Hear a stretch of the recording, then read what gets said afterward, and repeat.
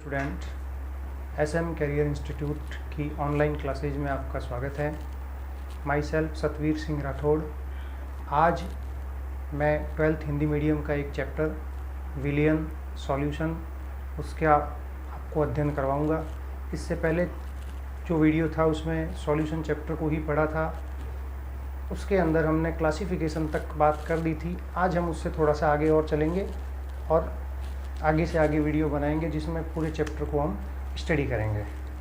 चलिए, उस टाइम जो क्लासिफिकेशन तक जो बात हुई थी उसमें लास्ट बात हुई थी विलय की घुली हुई मात्रा के आधार पर, जिसमें एक अपन ने तनु और सांद्र भी लिया था, और कहा था मैंने विलय की घुलने वाली मात्रा के आधार पर, जिसमें संतृप्त, अति संतृप्त और असंतृप्त विलयन, इनकी भी बात की थी। आज मैं अगला क्लासिफिकेशन लूँगा जो होगा विलय की भौतिक अवस्था के आधार पर, विलय की भौतिक अवस्था के आधार पर वर्गीकरण। देखिए, इसमें क्या होगा, हम विलयनों के जो प्रकार पढ़ेंगे वो फिजिकल स्टेट के बेसिस पे पढ़ेंगे। सॉल्यूट की विलय की भौतिक अवस्था कैसी है और वो किस प्रकार का विलयन बनेगा, उसके कुछ एग्जाम्पल्स वगैरह भी पूछे जाते हैं कई बार। जैसे मैंने देखिए, एक तो हो जाएगा आपके पास विलयन का प्रकार, नेक्स्ट है इसके अंदर जैसे विलायक, मैं इसको एक चेकर बोर्ड बना के आपको समझाऊंगा। उसके बाद है विलय, और उसके अपन कुछ एग्जाम्पल्स की बात कर लेंगे, उदाहरण की बात। सबसे पहले देखूंगा विलयन का प्रकार, विलायक, विलय और उसके एग्जाम्पल। जैसे मान लीजिए आपका विलायक जो है गैस गैस गैस, तीनों ही गैस है, और आपका जो विलय है वो गैस है, एक बार लिक्विड है, एक बार आपका सॉलिड है। तो ये जो आपका जब विलायक जब आपका गैस ही होगा तो ये जो विलयन का प्रकार जो बनेगा वो पूरा का पूरा गैसीय विलयन होगा, राइट। उससे आगे चलूँगा नीचे, तो आपका एक लिक्विड का पोर्शन आएगा जिसको मैं कहूँगा एल एल एल, जिसको मैं कहूँगा द्रव विलयन में। और आगे चलूँगा तो आपका ठोस विलयन बनेगा, सॉलिड सॉल्यूशन, जिसमें S S S S means solid है। यहाँ पर अब देखिए विलायक जो है वो तीनों ही ठोस अवस्था में लिए गए हैं। यहाँ पे विलायक तीनों लिक्विड को बता रहा हूँ, यहाँ पे गैसों को बताया है। इधर वापस वही gas liquid solid, gas liquid solid. अब देखिए टाइप्स ऑफ सॉल्यूशन तो हो गए कि कौन कौन से सॉल्यूशन बनेंगे, तो मैंने लिख दिया गैसीय विलयन बनेगा नंबर पहला, दूसरा बनेगा द्रव विलयन, नंबर तीसरा बनेगा ठोस विलयन। अब सबसे पहले विलायक और विलय और उसका एग्जाम्पल देखना है। यदि विलायक गैसीय अवस्था में है, विलायक आपका गैस है, मतलब देखो विलायक का मतलब ये हो गया यहाँ पे कि बहुत ज़्यादा क्वांटिटी में, जैसे आपकी गैस है विलायक फॉर्म में और विलय भी आपकी गैस है, तो उसका एग्जाम्पल क्या बनेगा। पहली बात तो वो तो आपका सॉल्यूशन तो हो गया गैसीय विलयन, इसको गैस गैस विलयन भी कहा जा सकता है। तो यहाँ पर जो गैस में गैस है, आप इसको यूँ कहिए गैस में गैस, ये गैस में गैस। एग्जाम्पल जैसे मैंने कह दिया वायु का मिश्रण, मतलब मिक्सचर ऑफ जो एयर होगा उसमें आपको पता है गैसों का गैस में ही मिक्सचर होता है। जैसे और कह दूँ N2 + O2 वगैरह, ये जो गैस में गैस का मिक्सचर बन गया, एग्जाम्पल इसका। दूसरे नंबर पे आता है गैस में लिक्विड, गैस में लिक्विड है। तो इसमें आपने देखा होगा जैसे गैस में लिक्विड, जैसे आपकी वायुमंडलीय है, ये जो आपके वायुमंडल के अंदर पूरी गैसें हैं, इसमें लिक्विड को बात में लाऊं तो जैसे कह दूं जल की वाष्प। तो अब क्या है, वाटर तो क्या है, लिक्विड है, वाष्प क्या है, पूरा गैसीय फॉर्म में। तो जल वाष्प जो होगा वो क्या हो जाएगा, गैस में लिक्विड। तीसरा एग्जाम्पल है गैस में सॉलिड। तो अब गैस बहुत ज़्यादा है, विलायक की फॉर्म कर रही है और उसके अंदर सॉलिड है, तो जैसे मैं आपको कह दूँ आयोडीन की वाष्प ले ली, I2 की वाष्प। मतलब जो भी ये आपके ऊर्ध्वपातित यौगिक होते हैं उनकी वेपर जब मैं बनाऊंगा तो वो क्या हो जाएगी, गैस में सॉलिड की फॉर्म में। जैसे और आपको कह दूं धुआं कह दिया, तो आपको पता है धुएं में क्या होगा, सॉलिड पार्टिकल्स होंगे छोटे छोटे। तो ये तो हो गए इसके एग्जाम्पल्स जो आपका गैसीय विलयन नंबर फर्स्ट। नंबर 2 लाता हूँ द्रव विलयन। द्रव विलयन के अंदर क्या है, सबसे पहला लिक्विड में गैस, आप इसको यूँ कहिए, जो विलायक फॉर्म है और ये विलय फॉर्म है, लिक्विड में gas. For example soda water, जैसे कोका कोला, इनके अंदर क्या आता है, CO2 गैस हो गई लिक्विड के अंदर, पानी के अंदर CO2 गैस आ गई। जैसे बियर है, बियर के अंदर भी क्या होती है, गैस होती है, same soda water, Coca Cola, ये सब इसके एग्जाम्पल हो जाएंगे। अगला आता है लिक्विड में लिक्विड। तो लिक्विड में लिक्विड दोनों ही लिक्विड फॉर्म में, तो आप यूँ कह दीजिए जल प्लस एथेनॉल, जल प्लस एथेनॉल, ये हो गया लिक्विड में लिक्विड का मिक्सचर। फिर अगला आ गया लिक्विड में सॉलिड, लिक्विड में सॉलिड। देखिए विलय जो है वो आपका सॉलिड है, ठोस है, तो लिक्विड में सॉलिड, तो मैंने एग्जांपल कह दिया सर, जल में क्या डाल दिया, NaCl, नॉक डाल दिया, तो वो लिक्विड में सॉलिड बन गया। अब ये जो तीनों टाइप से ये आपके द्रव विलयन कहलाएंगे। लिक्विड में जो लिक्विड था वो द्रव विलयन हो गया। और एक चीज़ हमेशा होती है कि जैसे आपका विलायक जिस फॉर्म का होता है उसी के आधार पर उस विलयन का नाम होता है। ये पूरे के पूरे लिक्विड है तो मैंने इसको द्रव विलयन कह दिया, चाहे अब विलय वो गैस हो, चाहे लिक्विड हो, चाहे सॉलिड हो। सेम थर्ड आता है ठोस विलयन। इसके अंदर क्या होगा, आप ये देखिए सॉलिड में गैस, अब सॉलिड में गैस तो हो नहीं सकती, तो अपन कहेंगे सॉलिड पर गैस। जैसे एग्जाम्पल कह दूँ, कोई मेटल की सरफेस है, उसके ऊपर मैंने किसी गैस को अधिशोषित करवा दिया, जैसे निकल की सतह है, और उसके ऊपर मैंने क्या कर दिया, हाइड्रोजन गैस या किसी गैस को क्या करा दिया, उसके ऊपर अधिशोषित करवा दिया, तो वो क्या हो गया, सॉलिड पर गैस। तो मैंने कह दिया Na की सतह पर H2 गैस का अधिशोषण। और अधिशोषण तो आप समझते हैं, अधिशोषण आगे एक चैप्टर आएगा पृष्ठीय रसायन, जिसके अंदर इसको पूरी स्टडी करेंगे। अधिशोषण का मतलब होता है केवल पृष्ठीय सतह के ऊपर होने वाली एक परिघटना होगी, जिसमें क्या होगा, गैस के अणु सॉलिड की सतह के ऊपर आके अधिशोषित हो गए, जमा हो गए, डिपॉजिट हो गए। सेम अगला हो जाएगा सॉलिड में लिक्विड। अब देखिए सॉलिड में लिक्विड, जैसे मैं कह दूं साहब, आप क्या कर दीजिए, Cu पर Hg का लेप कर दिया, मरकरी लिक्विड फॉर्म का है, उसको मैंने क्या कर दिया, कॉपर के ऊपर लेप लगा दिया, तो वो क्या हो गया, सॉलिड पे लिक्विड है। फिर सॉलिड में सॉलिड, तो आपको पता ही है सॉलिड में सारी आ जाएगी, ये मिश्र धातुएं आ जाएगी, जैसे कॉपर प्लस जिंक वगैरह, ये सब सॉलिड ये सब आ जाएंगे, स्टोन्स वगैरह ये आ जाते हैं। तो ये तो हो गया आपका विलय की भौतिक अवस्था के आधार पर विलयन के प्रकार, on the basis of physical state of solute. सब आपके टाइप्स ऑफ सॉल्यूशन बनेंगे, गैसीय विलयन, द्रव विलयन और ठोस विलयन। ये आपके सारे एग्जाम्पल्स हो जाएंगे। एग्जाम्पल पूछे जाते हैं कई बार, जैसे मैंने कह दिया सोडा वाटर जो है वो किस प्रकार का विलयन बनेगा, तो एक द्रव विलयन है जिसमें क्या हो जाएगा, लिक्विड के अंदर गैस है। तो ये अपन अगला आपका क्लासिफिकेशन है, वर्गीकरण है, ये आपको एक बार पढ़ना है पूरा। आगे चलते हैं, अब अपना क्लासिफिकेशन तो यहीं पर हम पूरा करते हैं। नेक्स्ट टॉपिक हम लाते हैं जो कि इस विलयन चैप्टर का बहुत ही इम्पोर्टेंट टॉपिक है, जिसको बोलते हैं सांद्रण इकाइयाँ, कॉन्सेंट्रेशन यूनिट। कंसंट्रेशन यूनिट क्या होता है, देखिए इधर, सांद्रण इकाइयाँ क्या है, ये कंसंट्रेशन की यूनिट। देखिए सांद्रण इकाइयाँ क्या होती है, ऐसी इकाइयाँ जिसके द्वारा हम विलयन की सांद्रता ज्ञात करेंगे, वो सारी कंसंट्रेशन यूनिट में आ जाएगी। मतलब वे इकाइयाँ जिससे विलयन की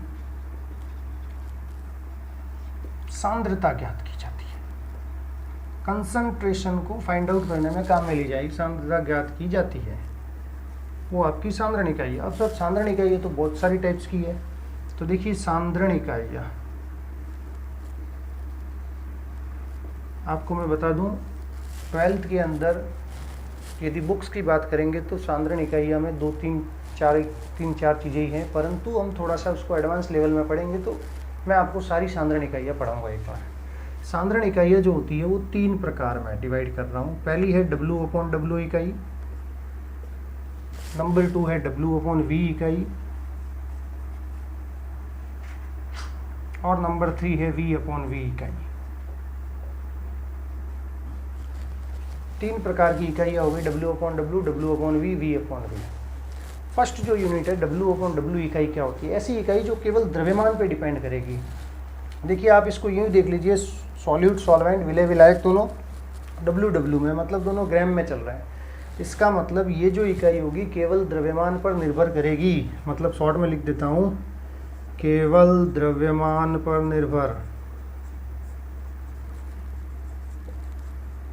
किस पे डिपेंड करेगी? ओनली मास के ऊपर। दूसरी इकाई जो है W/V इकाई, ये इकाई जो होगी ये द्रव्यमान पे भी करेगी प्लस वॉल्यूम पे भी करेगी, मतलब द्रव्यमान और आयतन दोनों पर निर्भर करेगी। द्रव्यमान व आयतन दोनों पर निर्भर।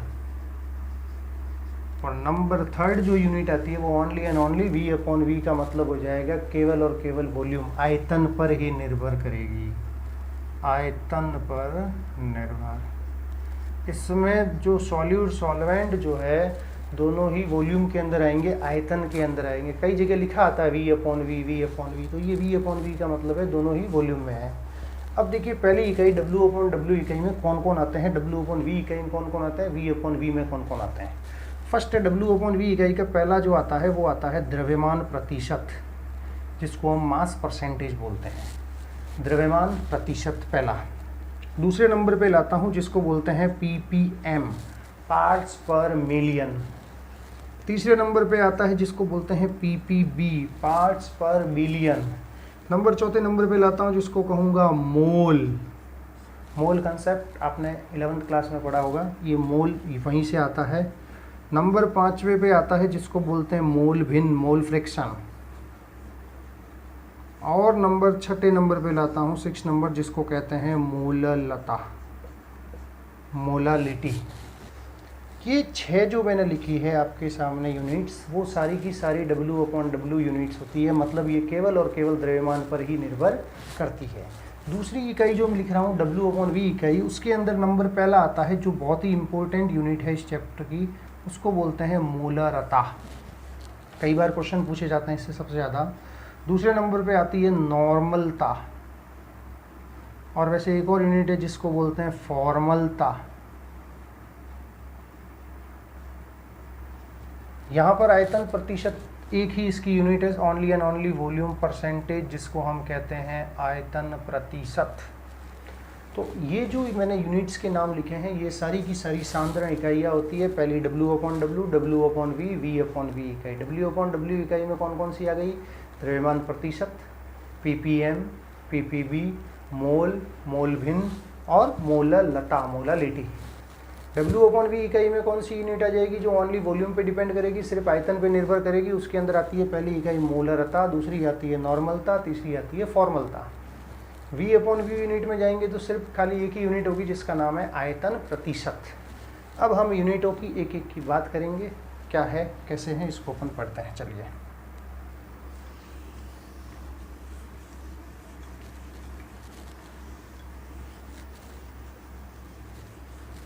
सबसे पहले यूनिट जिसका नाम है उसको कहते हैं द्रव्यमान प्रतिशत, mass percentage. Number first unit द्रव्यमान प्रतिशत, मास परसेंटेज। देखिए मास परसेंटेज क्या होता है। यदि 100 ग्राम विलायक के अंदर जो विलय की ग्राम में मात्रा होगी उसको हम कहेंगे द्रव्यमान प्रतिशत। 100 ग्राम ले रहा हूँ, सॉल्यूशन कितना है 100 ग्राम, उसके अंदर विलय कितना है ग्राम में, वो आपका उसका द्रव्यमान प्रतिशत कहलाएगा।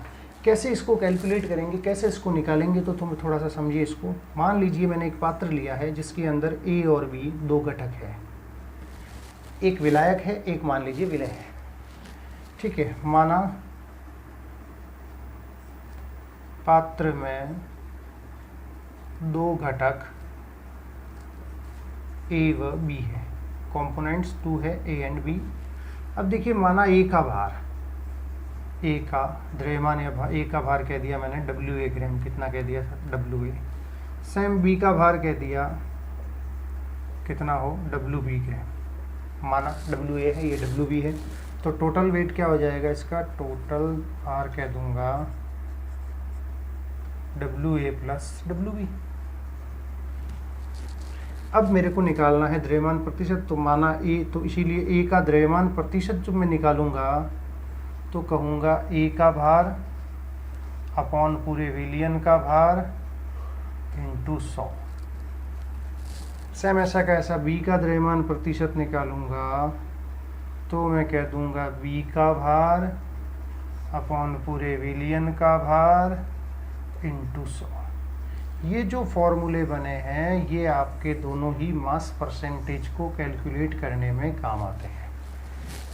तो ए और बी दो घटक है, ए आपका मान लीजिए विलायक है, बी आपका विलय है, तो एक का द्रव्यमान प्रतिशत निकल जाएगा, दूसरे का भी निकल जाएगा। अपन इसको 100 में से निकालेंगे, इसलिए अपन इसको 100 से मल्टीप्लाई कर दिया। तो 100 के अंदर क्या होगा, सबका अलग अलग द्रव्यमान प्रतिशत आ जाएगा। इसमें होता कैसे है, जैसे मैंने मान लीजिए आपको कह दिया एक क्वेश्चन करके कि 15% यूरिया का W/W विलियन जो है, वो भी जलीय विलियन, W जलीय विलियन का क्या अर्थ है। मान लिए ये आपको कह दिया 15% यूरिया का W/W जलीय विलियन कह रहा हूँ, तो आपको सीधा देखना उसमें 15 ग्राम तो यूरिया है, बाकी पीछे वाला 85 ग्राम हो जाएगा, वो वाटर में आ जाएगा, क्योंकि W/W यूनिट में आपको कह रहा हूँ। तो ये आपका द्रव्यमान प्रतिशत हो जाएगा। आप इसको कैलकुलेट भी कर सकते हैं किसी और से। ये तो मैंने लिख दिया 15% यूरिया का W/W, इसका मतलब 15 भाग तो है यूरिया 15 ग्राम, और 85 हो गया इसके अंदर वाटर। ये होता है द्रव्यमान प्रतिशत सबसे पहला।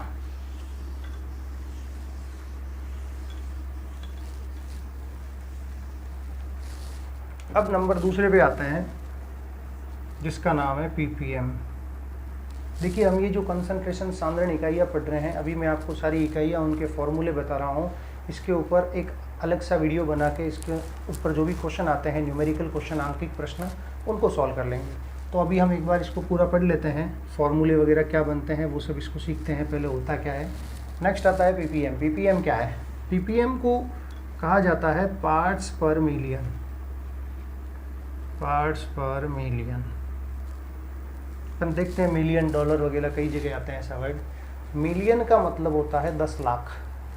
पार्ट्स पर मिलियन का मतलब हो गया प्रति 10 लाख में कणों की संख्या। प्रति 10 लाख में कणों की संख्या। इसमें कोई ज़्यादा बड़ा नहीं है, आपको बस जहाँ अभी आपने द्रव्यमान प्रतिशत पढ़ा था उसके अंदर जहाँ अपन ने 100 से मल्टीप्लाई करवाया है उसको हम 10⁶ से कराएंगे, 10⁶ से कराएंगे बस। तो ppm सेम वो का वही है, एक कंटेनर है ए और बी का, तो ए का ppm सीधा कह दूंगा, वही WA ए का भार हो गया, पूरे सॉल्यूशन का भार हो गया, इनटू कर लूँगा 10⁶। 10⁶ कर दिया, देन ये ppm बन गया। सेम बी का ppm निकालूंगा, तो वही WA प्लस WB इंटू 10⁶, ये हो गया बी का ppm। इसको बोलता है पार्ट्स पर मिलियन, प्रति 10 लाख में कणों की संख्या, मतलब 10⁶ से गुणा करेंगे। तीसरे नंबर पे आता है जिसको हम कहते हैं ppb, तीसरी सांद्रण इकाई जिसको कहेंगे ppb, number 3rd। ppb full form लिखूंगा पार्ट्स पर बिलियन। बिलियन का मतलब हो जाएगा 1 अरब, मतलब कह दूंगा प्रति 1 अरब में कणों की संख्या। और यहाँ आपको कोई ज़्यादा चेंजेस नहीं है ppm ppb में, केवल 10⁻, जहाँ 6 चला था ppm में, यहाँ चलेगा 10⁹ तो सीधा वही सिस्टम। a और b दो घटक है, a का ppb, तो लिख दूंगा a का भार, विलियन का भार, इंटू 10⁹, ये हो गया ppb। सेम b का ppb, b का भार, पूरे विलियन का भार, इंटू 10⁹, ये हो गया बी का ppb। तो ये आपके होते हैं पार्ट्स पर बिलियन, जो आपकी एक यूनिट है ppb। Number 3rd W/W unit हो गई ppb। अब नंबर 4th यूनिट आती है जिसको हम कहेंगे मोल। मोल का सॉल्यूशन चैप्टर के अंदर एक बहुत अच्छा रोल है। तो देखिए अब मोल अब क्या होता है। सबसे पहले आपको पता होगा पदार्थ की जो मात्रा होती है उसको ऐसा यूनिट में मोल से व्यक्त करते हैं। तो पहली चीज़, पदार्थ की मात्रा को ऐसा ही इकाई में मोल से व्यक्त करते हैं। अब मोल में आपको फॉर्मूले जो बनते हैं वो थोड़े ध्यान रखने हैं। मोल निकाला कैसे जाता है, तो उसके लिए आपको 3 बातें ध्यान रखनी है।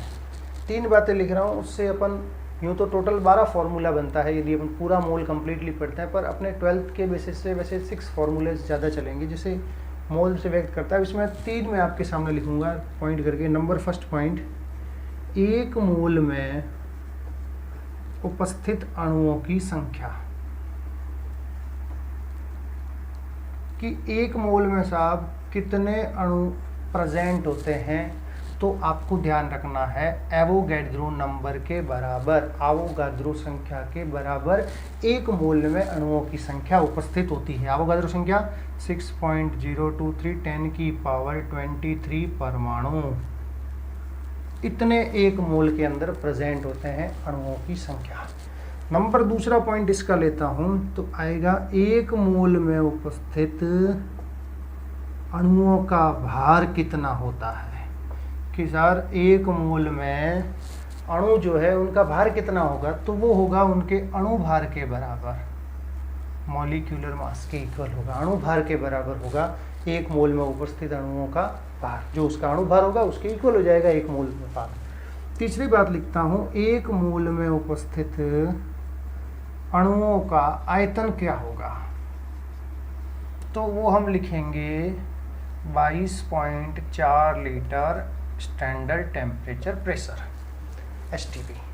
तो अब मैंने आपके सामने 3 पॉइंट लिखे हैं, वेरी वेरी इंपॉर्टेंट। तीनों लाइनें ये आपको पूरे के पूरे मोल को समझने के लिए बहुत ही इंपॉर्टेंट होती है। एक मोल में उपस्थित अणुओं की संख्या किसके बराबर है, एवोगाद्रो संख्या के बराबर, 6.023 10 की पावर 23 परमाणु। एक मोल में उपस्थित अणुओं का भार कितना है, तो किसके बराबर है, अणु भार के बराबर। और एक मोल में उपस्थित अणुओं का आयतन कितना है, तो 22.4 लीटर लिख दिया STP में। अब हम इस मोल के टोटल 6 फार्मूलाज बनते हैं, उनको लिखते हैं, कैसे सीखेंगे देखिए, ये थोड़ा ध्यान रखिए। इसके बाद देखो, अब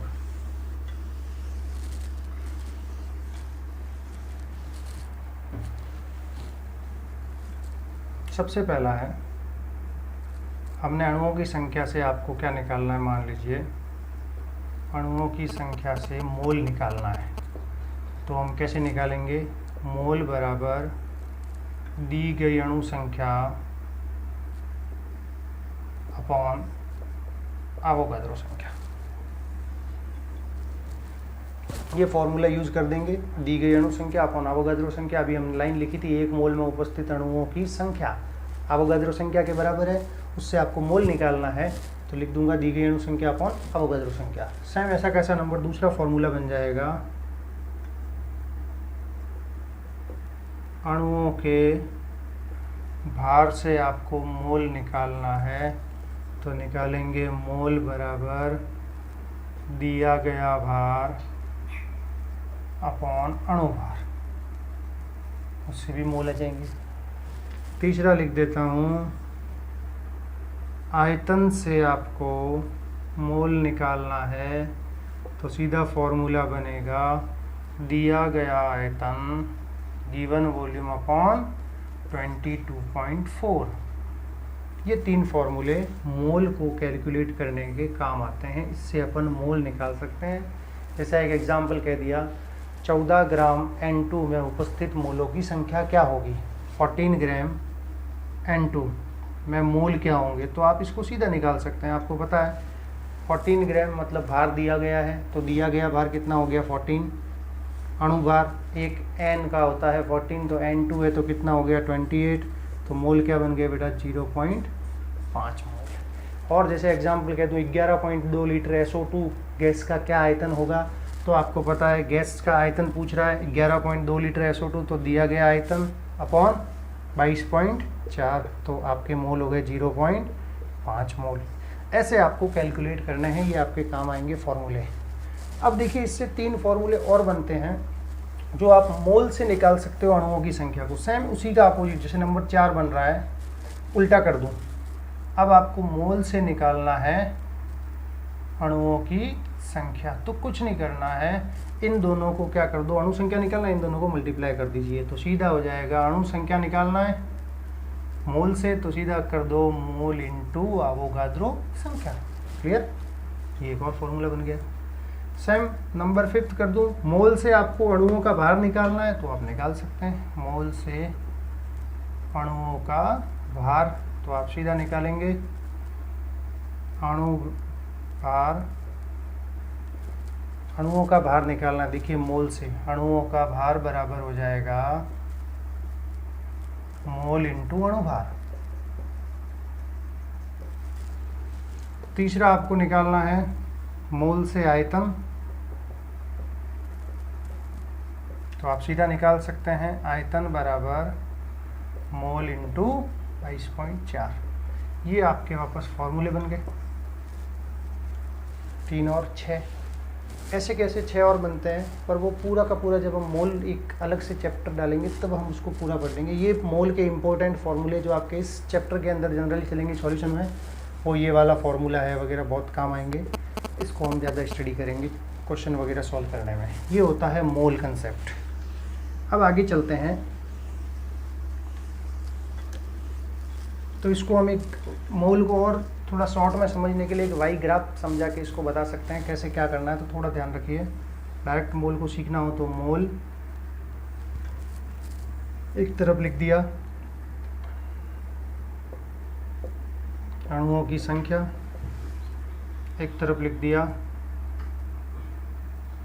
भार एक तरफ लिख दिया, आयतन अणुओं भार आयतन।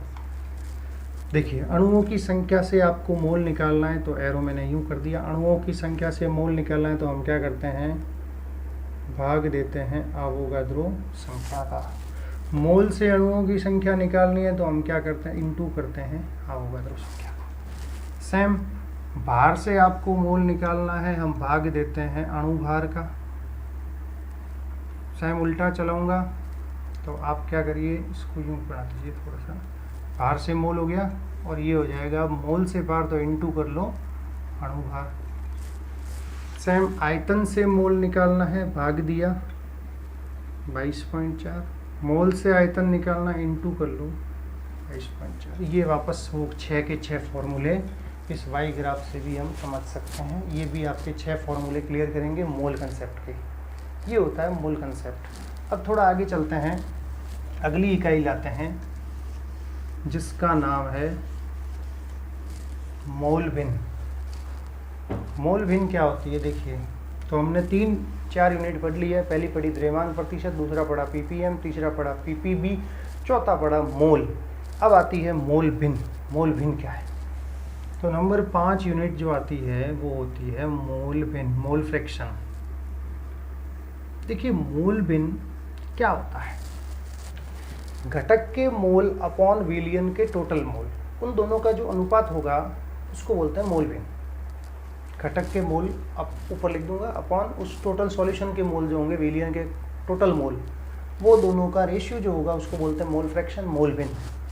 कैसे निकालते हैं इसको थोड़ा सा हम समझेंगे। पहले आपको इसके लिए मोल निकालना पड़ेगा, उसके बाद निकाला जाता है मोल भिन्न। कैसे देखिए, एक पात्र है, 2 घटक ए और बी है, वही ध्यान रखिए।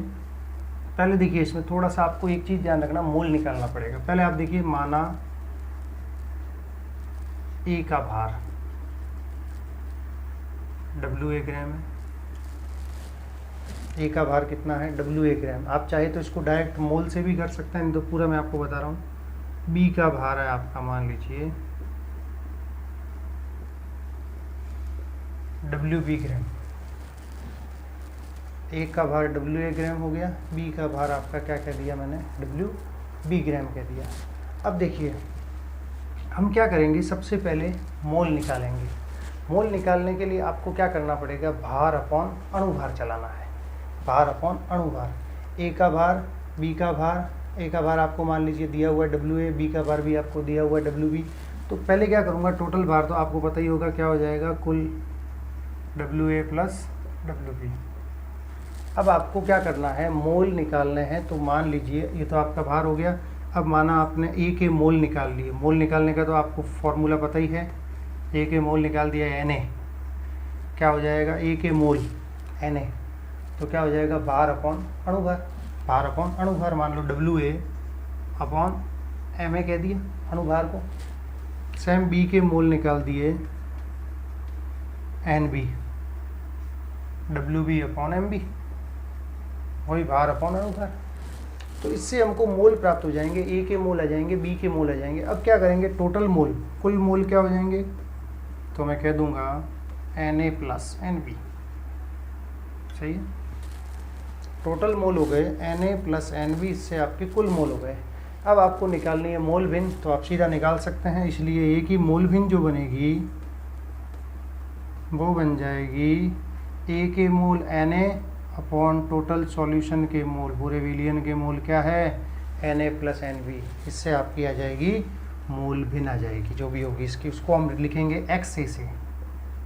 सेम ऐसा का ऐसा बी की मोल भिन्न निकालूंगा तो वो हो जाएगी एक्स बी बराबर n b n a plus n b, ये आ जाएगी एक्स बी।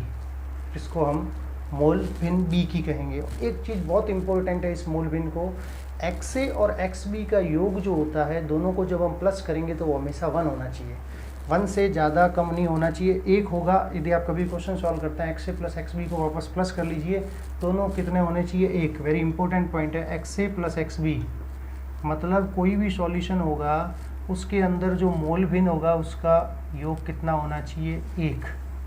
ये होती है मोल भिन्न, एक्स ए प्लस एक्स बी कितना होगा, 1।